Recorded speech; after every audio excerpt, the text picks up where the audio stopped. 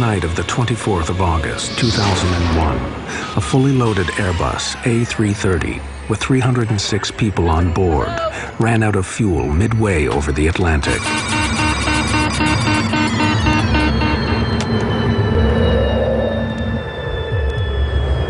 How could a state-of-the-art, computerized airliner suffer such a catastrophic failure? Mayday, mayday, mayday. We have lost both engines due to fuel starvation. We are gliding now. Well, we're now at 30,000 feet at the rate of descent of 2,000 feet per minute. We have to ditch in the water. And you need to put on your life jackets right now? This film investigates what happened to Air Transat Flight 236. This is it. It's over. They're just going to die in the next 5 to 10 minutes. And the speed's increasing, 203 knots now. It's way too fast. Everybody, I need you to brace. Oh my God!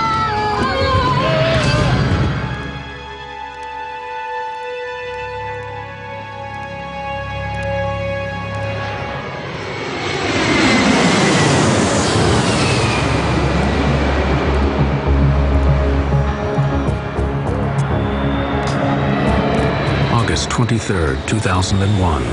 Toronto's International Airport is busy. Air Transat is a charter company that has grown rapidly to become one of the largest airlines in Canada. Midsummer brings fewer business travelers and a holiday atmosphere. Air Transat Flight 236 is bound for Lisbon. Most of the passengers are Canadians visiting Europe or Portuguese immigrants heading home.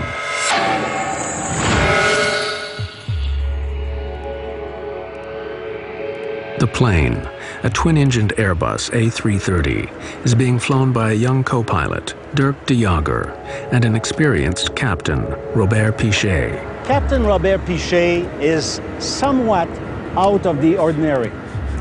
Captain Pichet, from the moment he gets his wing, he gets to learn how to fly in the north of the province of Quebec, where the conditions occasionally are very severe.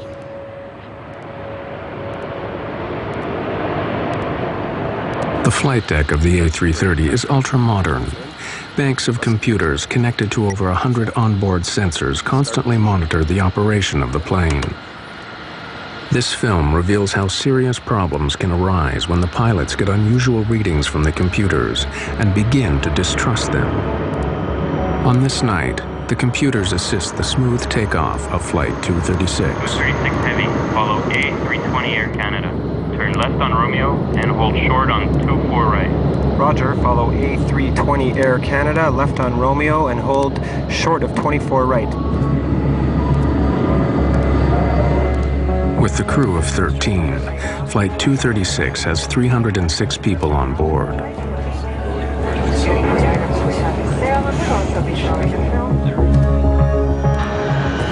Transat 236 Heavy, cleared for takeoff. 240 at 8, cleared for takeoff, 24 right, Transat 236 Heavy. At 10 minutes past 8, the Airbus A330, loaded with over 47 tons of fuel, left Toronto for Lisbon. V1, rotate.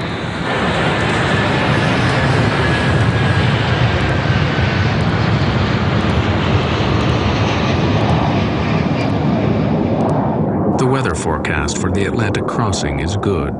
Everything runs smoothly on the flight deck, apart from a small adjustment to the route.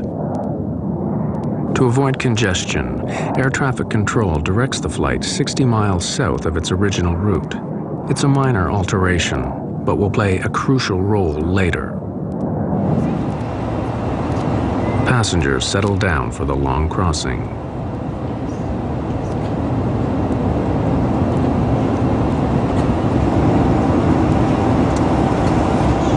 Everything appeared quite normal, and in fact, I had traveled on Air Transat previously and found it not to be very good, and was surprised by the quality of the flight, that it was on time, the plane was newer, and we thought generally it was much better than we had expected it would be. We're getting to our next checkpoint.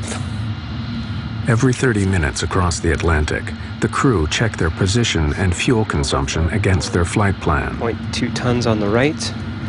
11.2 tons on the left. Despite the computerized systems, some procedures like checking the fuel on board still need to be done by hand. 5.2 tons. By comparing the amount of fuel in the tanks with the amount the flight started with, the pilots can keep an eye on their fuel consumption. Fuel check complete. Levels normal for the distance flown. All right. For the first 5 hours, everything is routine. The flight crew, Air Transat, and accident investigators have all declined to be interviewed about what happened next. This film uses known facts about the flight standard emergency procedures and expert opinion to reconstruct what took place on Flight 236.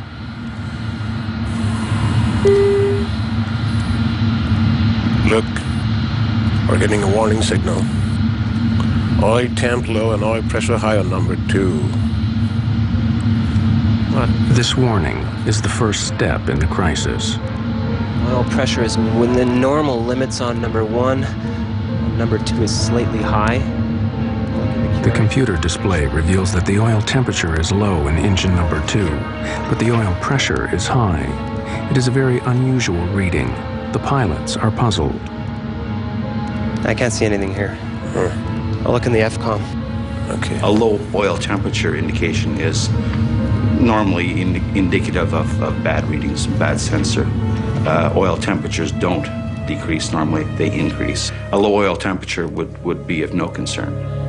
The high oil pressure is a very strange indication. It's very rare. In fact, I've never actually heard of one. It's only indicative of the contamination normally of the oil with fuel. That's not something that's explained in the manuals. Call the company.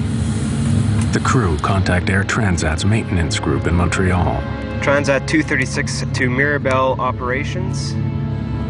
Mirabel Transat 236. Hi. Hi, we have a little problem. We're getting a warning oil temp low and oil pressure high on the ECAM for engine number 2. There's nothing in the QRH nor the FCOM. Can you help us out? I'm looking in the manual. The ground crew have no immediate solution. The pilots must work it out themselves. They may have been given some advice on troubleshooting to see if that would help. But ultimately, the pilots are up there on their own. They can get advice from somebody 2,500 miles away, but they can't really fix their problems. Suggest you keep monitoring your oil levels and see what happens. Advise us on But because the oil readings are so unusual, the pilots believe they may indicate a computer error. The crew keep monitoring the oil levels. Air Transat 236 continues on track.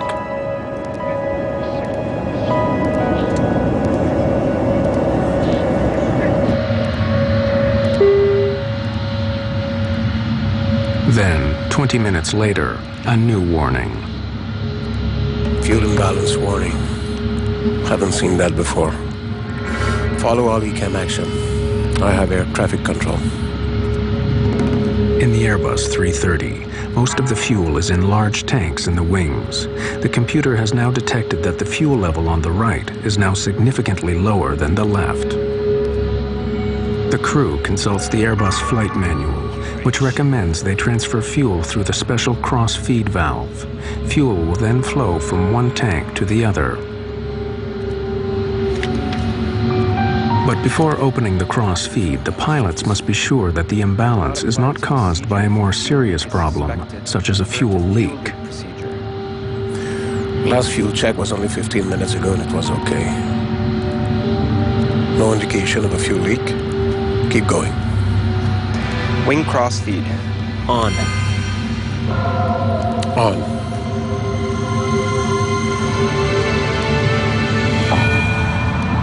Once you begin a cross-feeding procedure to correct a fuel imbalance, restorative action should commence quite quickly. In other words, the situation would not continue to get worse. It would either stabilize immediately and then begin to correct itself. But the situation is not correcting itself. Unknown to the pilots, there is a major fuel leak in the number 2 engine on the right-hand side of the plane.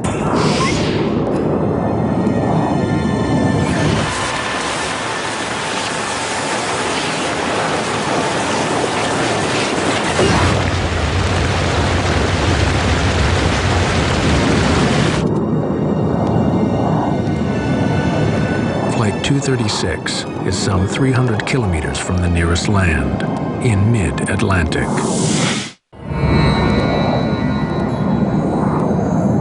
39,000 feet over the Atlantic, some 300 kilometers from land, Air Transat Flight 236 is in trouble. Unknown to the pilots, the right engine is leaking fuel. The plane's computer system has thrown up a series of warnings, but the pilots believe these are computer errors. Have you ever seen something like this before? No. Never. Doesn't make any sense. Yeah, even if there is a leak, it doesn't explain the alarms on the oil system.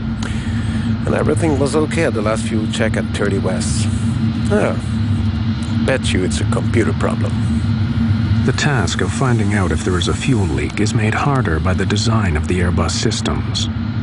The systems monitor hundreds and hundreds of sensors, and they can be affected by such mundane things as a little bit of frost or ice on a sensor can cause it to present bad data. There is no direct warning to show if the fuel level is falling faster than the engines are consuming it, so the pilots receive no immediate indication that there could be a fuel leak. Fuel quantity isn't rising in the tanks for the right wing. Check fuel quantity. Looks very low. Hold on. When co-pilot de Jager carries out the fuel calculations, he discovers something is seriously wrong. It's much less fuel than we should have. It looks like a fuel leak. Check again.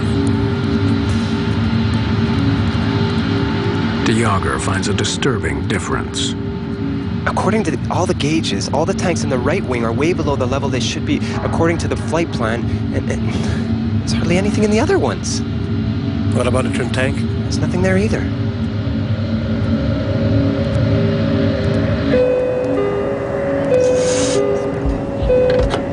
Yes?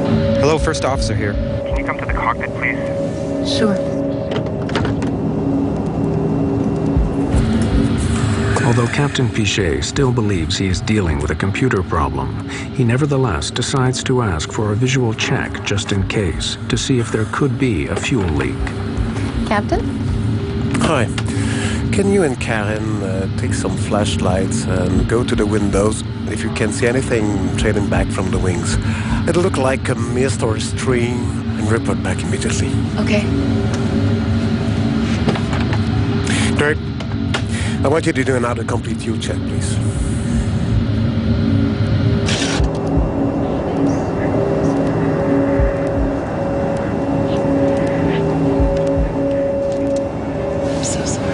In daylight, the fuel pouring out the back of the wing would have been clearly visible. But in the dead of night, even with a torch, the fuel leaking from the engine is impossible to see.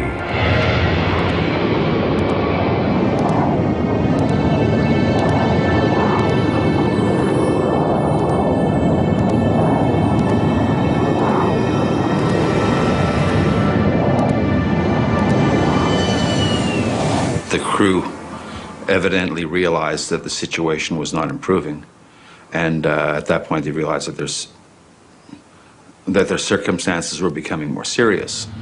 And I think that there were probably some discussions took place between the two pilots as to what their next course of action should be.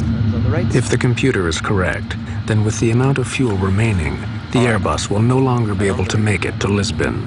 Captain Pichet is forced to divert the flight. We've got to divert. Get on to Oceanic Control. Where's the nearest airfield?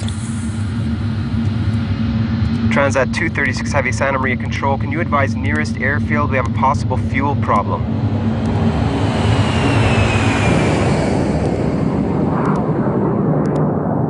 The nearest runway is over 300 kilometers away. With the fuel remaining, Lagesse Military Air Base on the tiny island of Terceira in the Azores should be within reach. Santa Maria Control, Transat 236 Heavy. Proceed 230, flight level 390 direct. 350 miles to threshold. Are you declaring an emergency? Stand by, Santa Maria Control. Not yet. It must be the computer. Transat 236 Heavy, Santa Maria Control. No assistance required yet. Flight 236 continues flying south for the next 25 minutes. Everything in the cabin seems normal. But in the cockpit, the fuel readings are getting worse. Must be the computer. I've checked. There's nothing in the trim or center tank. And the gauges show only 7.5. According to the fuel gauges, the plane is using fuel much faster than normal. Whether they believe the gauges or not, the captain has no choice. He must warn air traffic control. We have to declare a fuel emergency.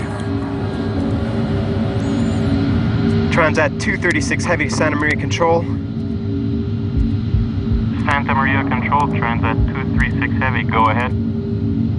Transat 236 Heavy, declaring fuel emergency.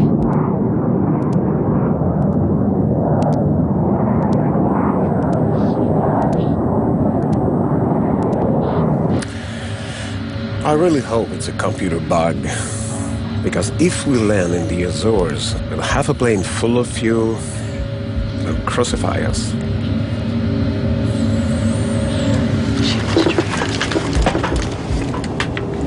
But at 6:13 a.m., less than an hour from the first fuel alarm, the full gravity of their situation strikes home.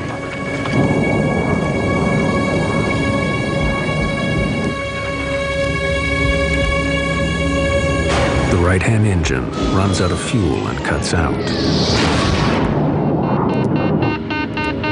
We're losing engine number 2. I don't believe this. Okay, maximum thrust on number 1. What's going on? Miss, what's The happening? lights started flickering on and off, which I thought was kind of odd, strange. On one engine, the Airbus will not fly at 39,000 feet. They must descend quickly. Try to transfer fuel from center tank and the trim tank. Transferring. Fuel quantities reaching 0. This can't be. We're not gonna go completely dry on this airplane. All right.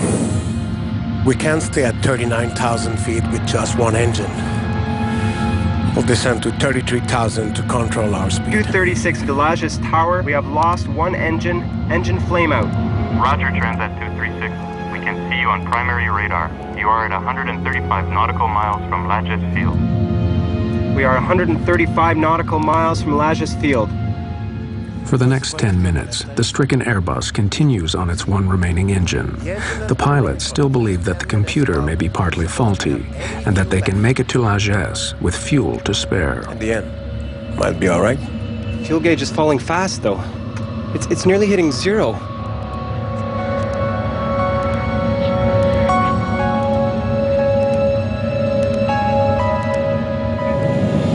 But 13 minutes after the right-hand engine cut out, and with 157 kilometers still to go, the left engine begins to fail.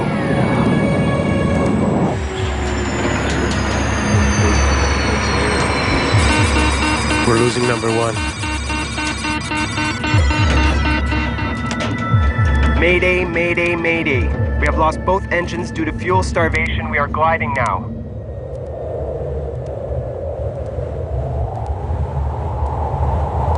One of the most sophisticated airliners of the modern era, carrying 306 passengers and crew, is now nothing more than a giant glider, drifting steadily down towards the ocean.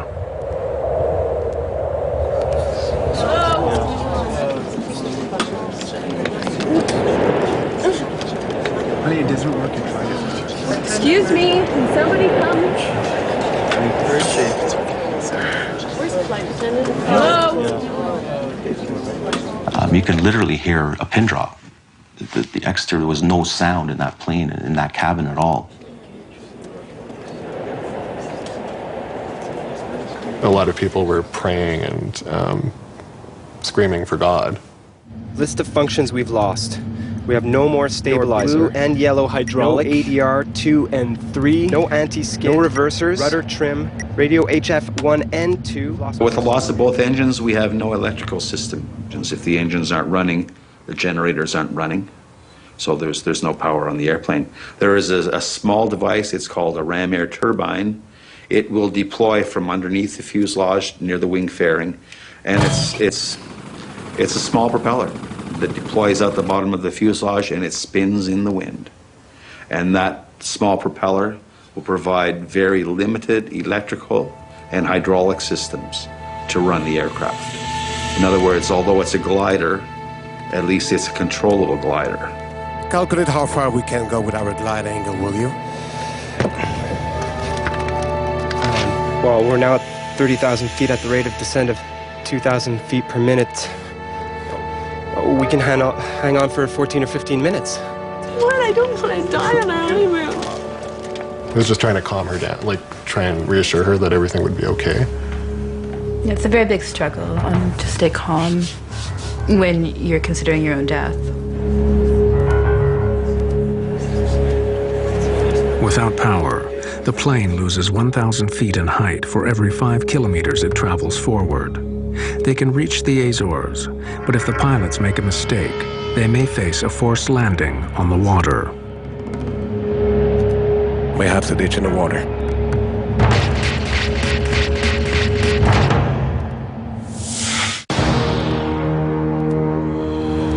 Air Transat Flight 236 is now drifting without fuel over the Atlantic.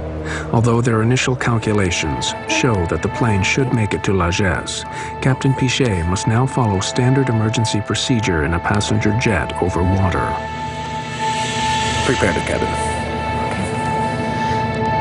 The cabin's slowly depressurizing. We need to put our oxygen masks on. The loss of engine power means the cabin will soon depressurize.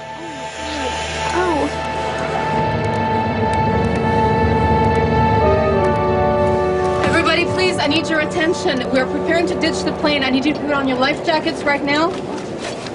Within probably, I'd say, 2 minutes, I saw flight attendants with life jackets in their hand running down the aisles. And obviously, that was a sign of fear. What was happening was the first question that popped in my mind. We just need to tie this up like that. You know, you don't really know what to think.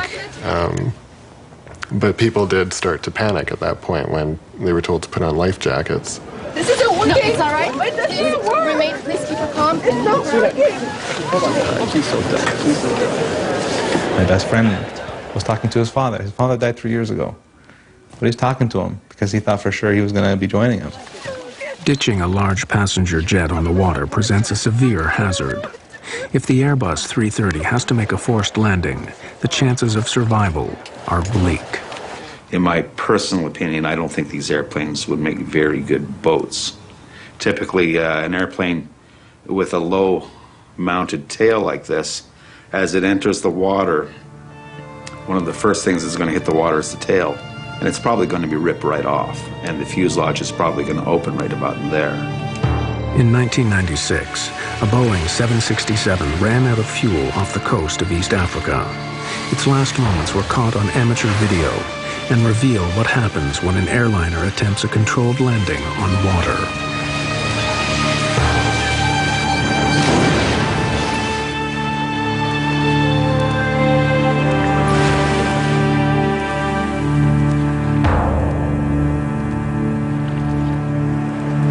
Of the 175 people on board the Ethiopian Airways jet, only 50 survived.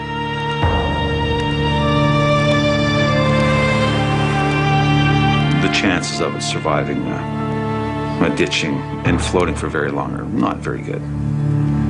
If Air Transat Flight 236 has to carry out a similar maneuver, it faces an equally grave outcome.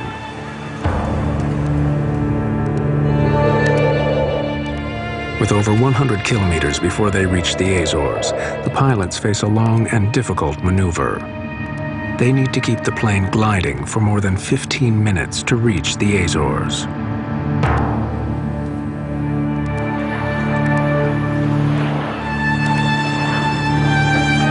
Transat 236 Heavy to Lajes Tower.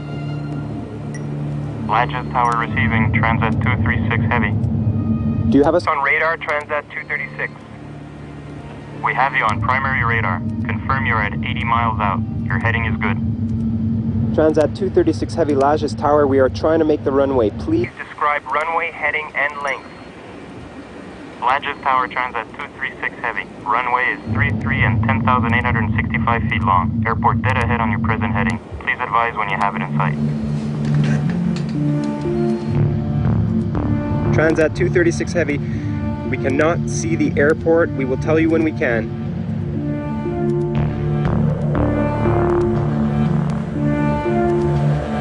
As the minutes tick by, the long wait for those on board is agonizing. That's it. This is it. It's over. They're just gonna die in the next 5 to 10 minutes. I had contemplated the idea that we would die, certainly. And kind of I think in that moment you can accept it more than you think you would accept it. The torture of the whole fact that you're gonna die, which I totally thought I was going to, is worse to me than dying. If I'm gonna die, just kill me now. Just get a gun and shoot me, or just let this plane go down and nosedive into the ocean and then just die instantly. On the ground, emergency services prepare for the crash landing of a fully loaded airliner.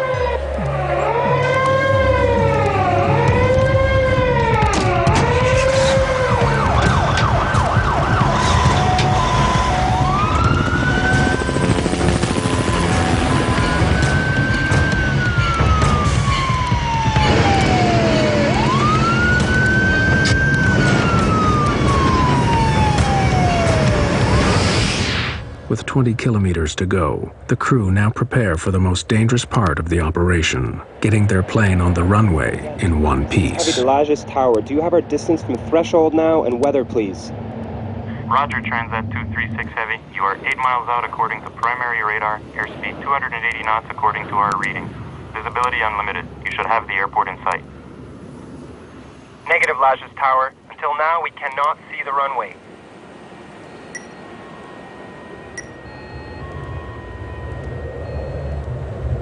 There is no room for error. Without power, the pilots have only one chance at landing. If they miss or overshoot the runway, the results could be catastrophic.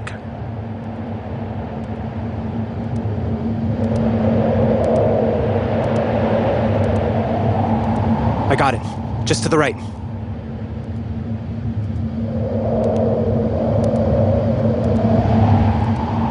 Minimum RAD speed is 140 knots. Maximum speed for gravity gear extension, 200 knots. I'm not lowering the gear until the last minute, okay? Okay.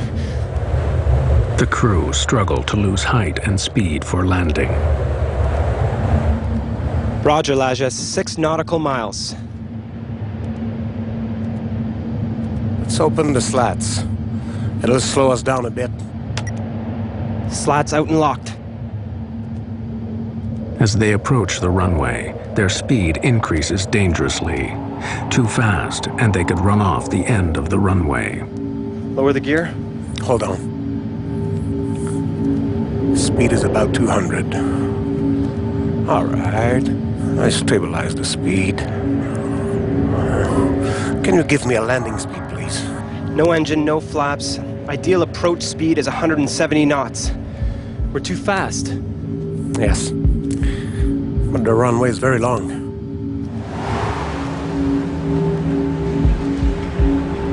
Captain Pichet now performs a difficult series of swerving maneuvers to slow the plane down for landing.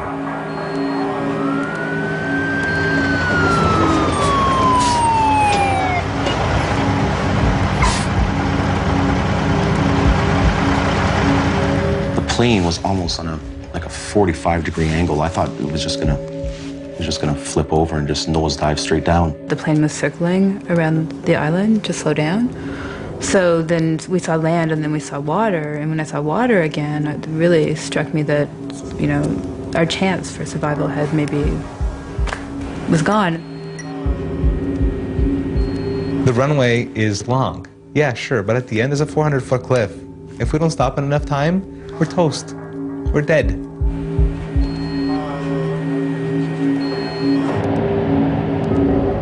The crew line up the giant Airbus for the final approach.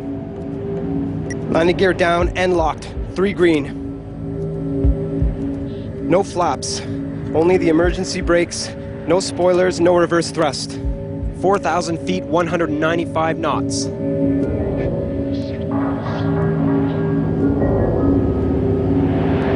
"3,000 feet. 197 knots.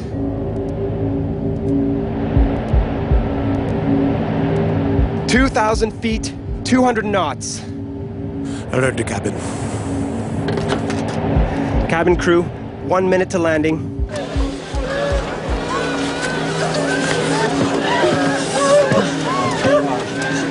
Hang on. Let's go. Vertical speed at 3,000 feet per minute. We're going way too fast. And the speed's increasing, 203 knots now. It's way too fast. 1,000 feet, 201 knots. We'll try to get the nose up. We'll arrive fast. But even if the crew can get the Airbus on the runway, they face a further problem. Without engines, the normal procedures for braking are severely restricted. The danger is far from over.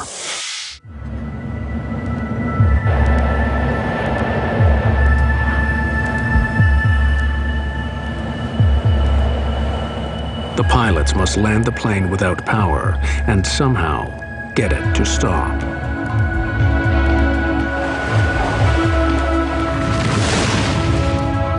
Everybody, I need you to brace.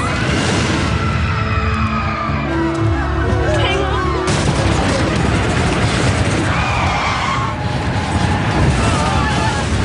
The Airbus hits hard at high speed. The tires have blown! Captain Pichet tries to hold the nose down.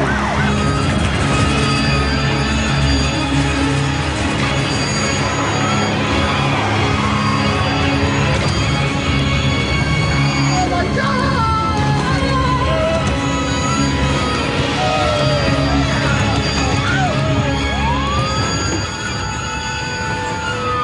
After bursting 8 tires, the plane finally stops in the middle of the runway.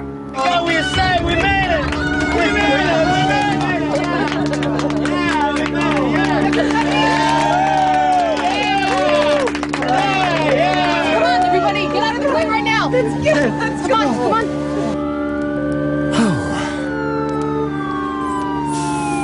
on. Told you we'd make it.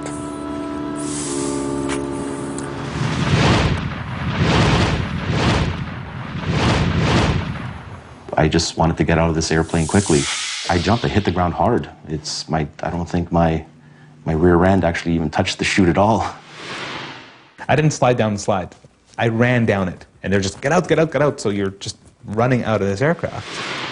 What in God's name just happened? I fell down to the ground, literally, and I started crying. I mean, once you're off the plane and you're evacuated, you want to know what happened. Pichet and de Jager had flown their Airbus without power further than any passenger jet in history.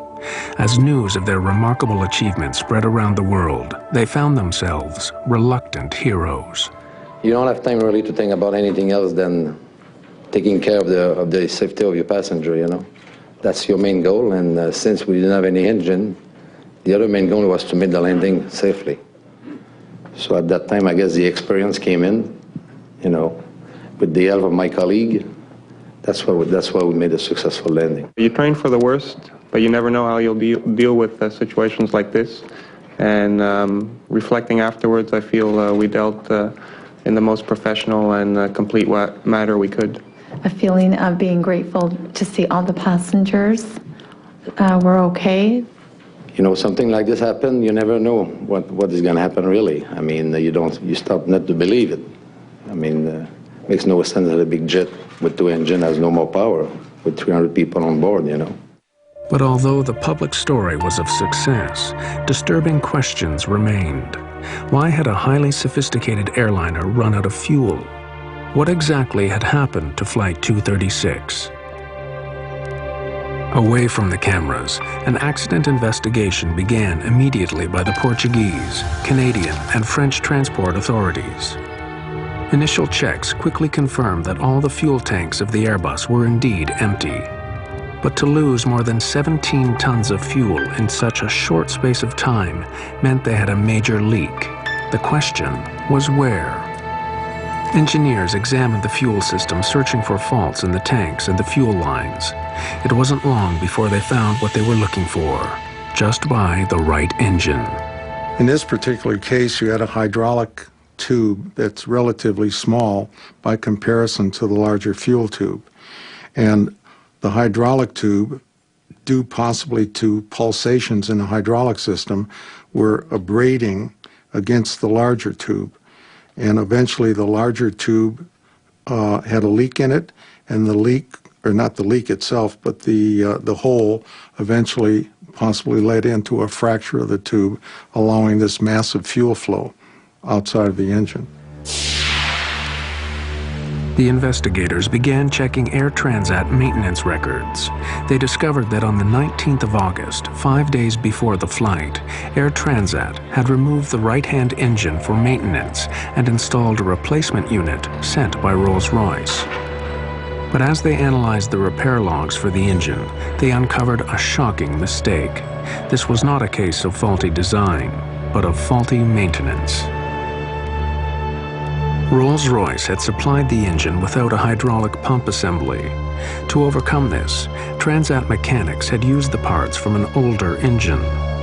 But they didn't fit properly, and the pipes had been rubbing together for 5 days, until midway over the Atlantic, one finally broke. The engine was delivered minus these two tubes and a bracket. That the purpose of that bracket was to maintain adequate clearance. So if they took the bracket off the old engine and put it on the new engine, is that the pipes would be locked together so that they could possibly abrade. As investigators questioned Air Transat mechanics, they found more disturbing evidence of malpractice. The chief mechanic testified that he had been concerned about the substitution of another hydraulic assembly. 5 days before the accident, he raised his concerns with his superior. The company decided that the aircraft must go back into service and could not wait for the missing parts. He should go ahead with the substitution. Not exactly. The replacement parts only differed from the correct ones by a few millimeters, but it was a difference that nearly cost 306 lives.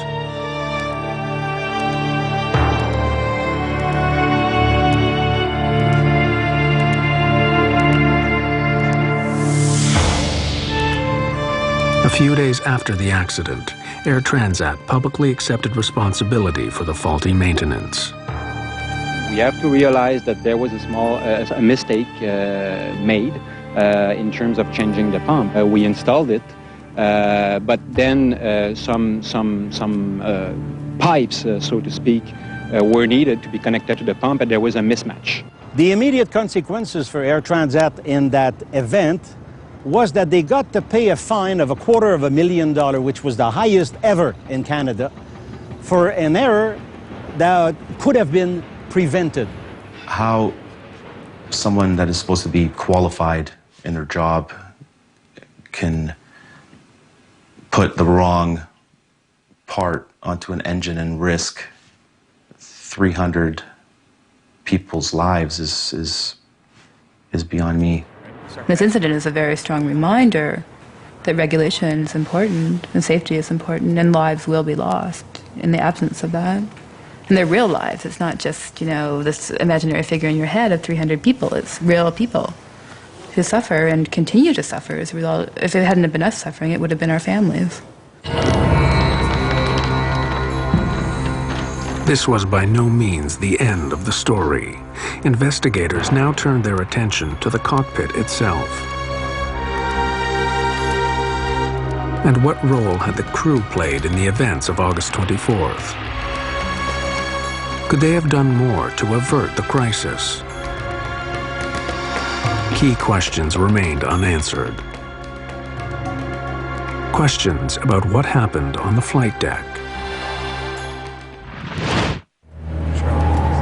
The Transport Canada investigation into Air Transat Flight 236 discovered that basic maintenance errors had led to the fuel leak. Air Transat had accepted responsibility and were heavily fined. But the focus now turned on the flight deck and the performance of the crew. What part did they play in the fuel loss? Wing crossfeed on. On. When the crew opened the cross-feed valve to transfer fuel from the left wing tank to the right, they lost 17 tons of fuel in less than 30 minutes, yet they failed to close the cross-feed valve and prevent further loss. We have lost both engines due to fuel starvation. We are gliding now. In the days after the incident, Captain Robert Pichet and Dirk de Jager were called before the inquiry and asked in detail about their actions. More than 2 years later, these findings have still not been published. What follows are possible explanations for the course of events that night, based on known facts and expert opinion. Oil temp low and oil pressure high on number 2. The warnings of high oil pressure and low oil temperature from the number 2 engine on the right wing would not have led the pilots to suspect there was already a major fuel leak. The indications that were being presented with respect to the oil system would probably not give the crew any indications. They may have questioned what was causing the erroneous or strange indications, but there's nothing certainly in my mind or their training, I think, that would have triggered them to suspect that a fuel system might be involved. Bet you it's a computer problem. But although the pilots thought they had a computer error, the oil warnings were actually correct and were the first indication of a much more serious problem.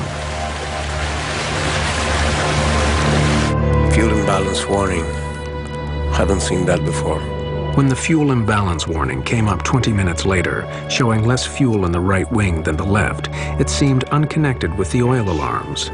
This could have reinforced Captain Pichet's idea that he was facing a series of computer errors. Do not apply this procedure if a fuel leak is suspected. Despite his doubts, Captain Pichet was obliged to follow Airbus procedure to correct the imbalance.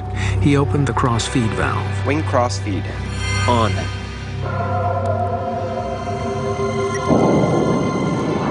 But was following the checklist enough? You just can't idly flip switches in response to commands from the computers and anticipate that all will be well at the end of it. Once the checklist is complete, we can sit there fat, dumb, and happy. That's not the case at all. You got to keep second guessing it. Is that right? Did we do the right checklist? Have we got the results that we need? Once the pilots calculated the high rate of fuel loss, they should have suspected a fuel leak. Transat 236 Heavy declaring fuel emergency. By the time they had confirmed the leak, their options were severely limited. Now they had a choice. Do I close the crossfeed and see what happens, or do I leave the crossfeed open as the fuel imbalance checklist has dictated? And maybe the situation will correct itself. The crew wasn't really sure. Captain Pichet believed for a long time that he was facing a computer error. It was only when the engine stopped that he had to accept the fuel leak was genuine. The technological complexity of modern aircraft can help to make them safer and more reliable, but it can also lead to problems that nearly brought catastrophe to Air Transat 236. Discrepancies in replacement parts led to a fuel leak. Distrust of computers led the crew to misread the situation. These errors have huge implications. Only because air traffic control initially sent the plane 60 miles south to avoid congestion was it close enough to the Azores when the crisis struck. Otherwise, it would have had to ditch in the ocean. The Portuguese investigation remains unpublished. Airbus blames the pilots for mishandling the fuel leak. Robert Pichet and Dirk de Jager continue to fly with Air Transat. In August 2002, they received one of the highest honors of the Airline Pilots Association for the longest glide ever accomplished in a passenger airliner. After the accident, Airbus modified its checklist in the event of fuel imbalance. From now on, the computer checks all fuel levels on board against the flight plan. It now gives a clear warning if more fuel is being lost than the engines can consume.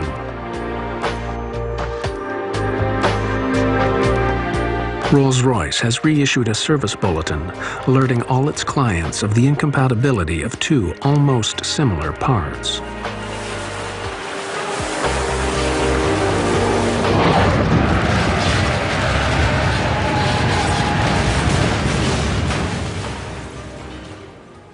Whatever the circumstances are, the pressure that he was under is tremendous. He got that plane down safely, only blew out 8 of the 12 tires, and saved 300 people. He saved 300 people's lives.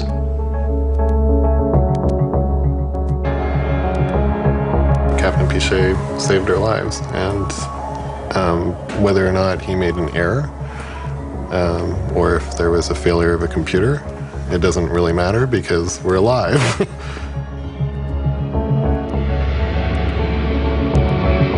Do I think he's a hero? No. Do I think he's a hell of a pilot? Yes. Thank God the islands of the Azores were there and basically saved our lives. But if that fuel pump broke 5 minutes beforehand, we would have ended up into the water, and I probably wouldn't be here to tell the story.